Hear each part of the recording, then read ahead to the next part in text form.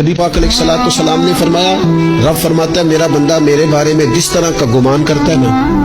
میں بھی اسی طرح کا ہو جاتا ہوں۔ کرے نہ ساری قوم رب کی بارگاہ میں خیر کا گمان،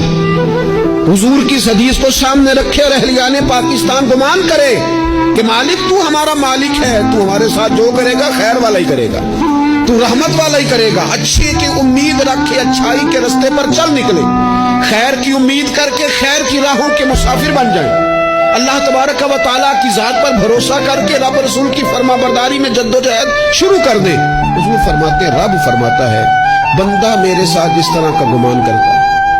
میں بھی اس کے ساتھ اسی طرح کا معاملہ کرتا ہوں، جو مجھے دل میں یاد کرے میں بھی اسے تنہائی میں یاد کرتا ہوں، جو مجھے لوگوں میں یاد کرے میں فرشتوں کی جماعت میں یاد کرتا ہوں۔ وَيَفَذْكُرُونِ أَذْكُرْكُمْ، اعلیٰ حضرت نے ترجمہ یہ کیا ہے، رب کہتا ہے تم میرا ذکر کرو میں تمہارا چرچا کر دوں گا۔